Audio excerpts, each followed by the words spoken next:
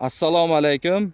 Milliy bank Qorasuv bank hamkorligida Samarqand viloyati Toyloq tumani Tallota mahallasida 141, 157, 523 konturlarda amalga oshirilmoqda.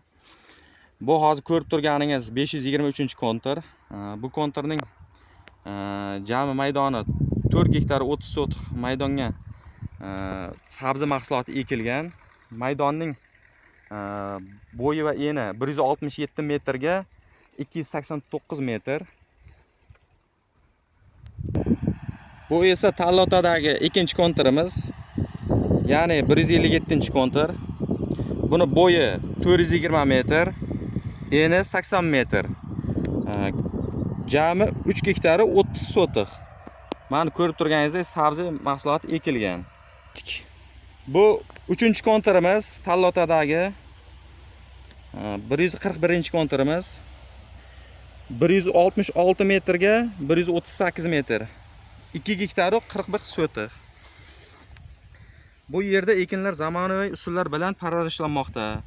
Hozirda ekinlar unib chiqqan. Ekinlarni yetishtirish 90 kun davom etadi.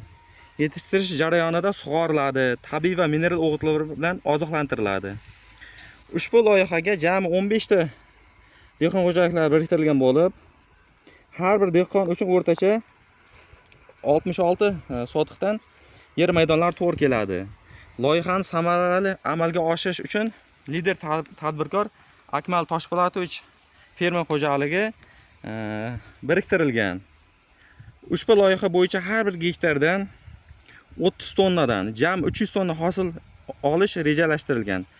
Mazkur ekin yig'ishtirib olingandan so'ng ikkinchi ekinga ham yuqori daromadli ekin turi ekish orqali yer egalarining daromadlarini yanada oshirib borish ko'zda tutilgan. 3 ta kontur jami 10 gektar tashkil qilib, Tallotada hammasi sabzi ekilgan.